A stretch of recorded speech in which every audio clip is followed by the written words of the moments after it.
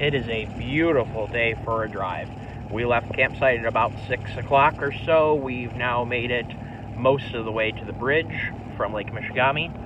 So it's about time to chime in on the stability when towing. Now, I don't have the biggest trailer on the back. I'm probably rolling at, I don't know, it's probably 3,500 pounds. It's really not very heavy. But what it is it does have a lot of windage. And it is absolutely for sure that this trailer tows very well behind this truck. This truck tows this trailer very, very well, and I'm excited to get more weight behind this truck and find out how it does. I mean, I'm sure it's going to do fine. Other than when you get into hills, you definitely notice the trailer back there because of the windage drawing the truck back. You end up kicking down downshifts and to maintain speed. You definitely notice it in hills. But in terms of stability, the old adage, I didn't even notice it back there. It really is one finger driving, very comfortable. This road is kind of choppy, so I noticed my hand was vibrating a little bit there. This road's kind of meh. It is very, very stable. If you're in the market for a new truck, I don't know how you could go bad buying an F250 or an F350. They're just wonderful trucks, whether you go gas or diesel. They have the best powertrains out there right now. With Cummins going to hydraulic lifters, and the transmissions that Dodge uses are absolutely terrible. They don't build as good a truck. It's just bluntly, Ford builds a great truck. And I mean, I do like Ford. My dad worked for Ford way before I was born. My dad left Ford in 1981, I think. He started at Ford in 1971. Or was it 1970? It was something like that. But, I mean, I do like Ford, but what I am loyal to is a good truck. There's lots of good trucks in the mix of years, and I've talked about several very well-made trucks through the years and good value on the channel before. In terms of a new production truck, Ford's the best truck out there, period. They have the strongest transmission. Despite me still being a 6R140 lover, the 10-speed seem to be working out okay now. They had a rocky start in 2020 and 2021, as they did in the Mustang and in the F-150 and in the Expeditions. So it seems like kind of a common thing in terms of that RDF drum having a bushing failure. It was a seal failure. And I guess they stake them in place now or something like that. But I guess they had some valve body issues in terms of warpage and leaking fuel. As far as I know, that's been corrected. And the biggest thing is that GM is now using the same transmission on both of GM took the Ford GM transmission and they changed a few things from the direction Ford went. And don't take my word for it. Go watch Randy's transmissions video on the Ford 10R versus the GM 10R. The Ford 10R is stronger. So the GM has several tweaks that made it worse, and I hear that Allison made a valve body tweak, and that definitely caused a valve body issue. That's been a common issue in the GM trucks, a specific valve body issue that they have. So, if you're in the market for a new truck, I think you could hardly go wrong by buying one of these, an F250 or an F350, whatever suits your needs. I do think that I wish I had 430s. I always wish that I have more gear. The downside is, in order to carry 10th with a trailer on, I'm doing 65 right now because I'm permitted to do so. If I drop down to 50, then I'll be down into 8th gear, basically 8th, and it won't go into 9th. If you hold like 58, maybe 60, then you might be able to run in 9th, but you're just not going to hold 10th unless you're going fast. And you're not going to hold 9th unless you're going almost 60 or right at 60. And that's on flatland. How beautiful that is today.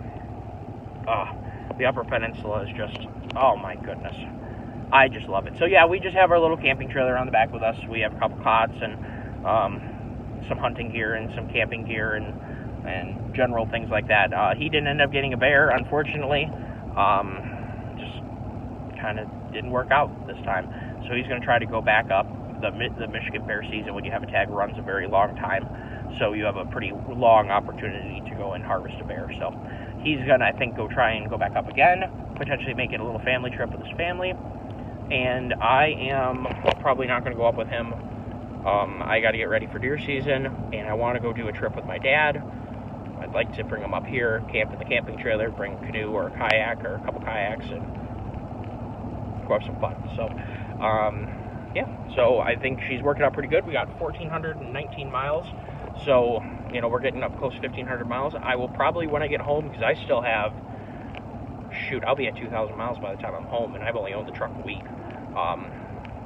So I'll probably bring it in for its first oil change and get the metal chips out, because you're going to have, anytime you have production, you could even have a little bit of sand in there too in the oil filter. So it's always a good idea to get that stock oil out.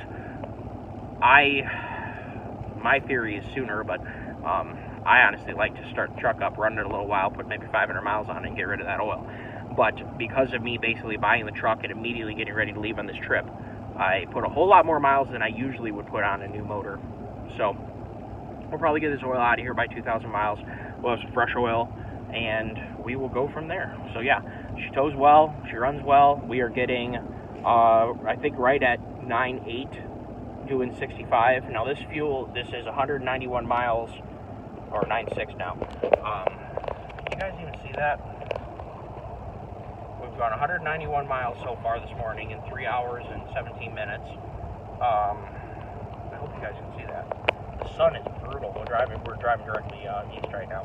We've got 123 miles of range left. We've gone, I just said 191 miles. So we're definitely talking a 300-mile truck with a trailer on it. And this is also, when you put it in tow haul mode, you immediately get the towing mile or range calculation. So it leaves some in the bag so that you're not caught short with a trailer that you can't fit into a gas station or whatever. So it's underestimated range by a good bit. We're still above, we're at about a third of a tank left, I would call, right at about a third of the tank. So yeah, she's doing really well. And 300 miles, you can get a long ways in 300 miles, and also place so beautiful. You can get a long ways with 300 miles, and honestly, I and many other people probably need to stop for fuel within 300 miles, so, you know, that works out pretty well. Or stop for fuel, stop to go to the bathroom. So you're not really hurting too bad. When you're like my Power Wagon with a race car trailer, where we go up and go riding out of it, we do the same thing. This trailer is actually rigged up for specifically for camping, but we used to just sleep on the ground inside the race car trailer. Bring quads, dirt bikes outside, leave them outside, sleep on the floor, some blankets and whatever. So this is a lot more. We got cots in the trailer, so honestly it's pretty comfortable. But the Power Wagon, we used to stop every about 190 miles, maybe less, for fuel, and that was like getting toward the red light. Like, that wasn't leaving anything in the bag. So we have a lot more range with this setup. So from a gas towing perspective, it's much more realistic, much easier to deal with. And I like going on long trips. Oh, this is going to be annoying. I'm going to have to merge back over, and all these people want to still pass.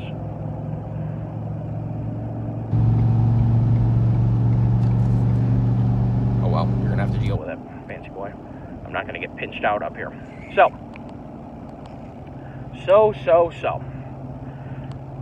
Good things. I think this truck's working well. And, see how the lane ends right here. That's why I wanted to get established in the lane while I could. Here, I'll stay on a little longer so you can see this view. And then I will sign off, and this will be another video for the portfolio of the new 7.3 gasser on the channel. So, with these strikes that just happened, we will be patiently waiting on the F450 with the HO. That's, I'm sure, going to be into the winter, which is okay with me. It gives me a little time to get ready for it and whatever. And I think this is going to work out amazing in the short run, or not even the short run, in the total run. This is hunting season, and I hunt locally now, so I don't do a whole lot of crazy amount of traveling. We will be doing at least a UP deer hunting trip. We might be going to Ohio too. So we'll be using this, and that's why I got it, was specifically for those. And I still would like to get out to South Dakota to go bird hunting or upland hunting. We will see, and I'd like to get up north and do some duck hunting too. So we'll be doing some fun stuff here, and we'll try and take the channel with us and whatever. This trip was really relaxing. I needed it, so I didn't do as much filming. I made some videos about the truck, but I didn't really make a whole lot of videos. I didn't make one about the campsite. Whatever. And I didn't even upload while I was gone too. I kind of wanted the privacy just kind of being away on my trip, and I'll post all this when I get back home, because I obviously talk about where I am, where I'm going, and all that stuff. So we'll be putting up a whole bunch of videos when I get back about the truck, and you guys will see them when they're up. So I'm going to go ahead and turn the heat down. The sun is just blaring in the sky. The heater works well in this truck too. AC works extremely well. That I did notice. So definitely a good combination. And it's been 4 years since I had a new truck, and so this screen appears to be the same screen that my 2019 Lariat Ultimate had. So basically your base model truck now is pretty dang well equipped, and that's why I like it. I mean, this is really all the truck I need to have, and frankly I was having some trouble. My driver's seat was being funky. This is a manual seat, which I like a lot better, a lot less to worry about. My driver's seat on my truck was occasionally doing dumb things, and I really hate how it would sort of adjust on its own. If you leaned into the switch trying to grab stuff out of the truck, it would put the seat back, and it was just annoying. Wow. These people. It just amazes me. Oh well.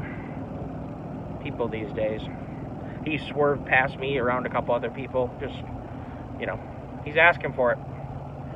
Good luck to you, man. Alright guys, thanks for tuning in. A little bit of a driving review and some scenery of this beautiful Upper Peninsula on Route 2 or Highway 2, whatever you want to call it. Take care, everyone.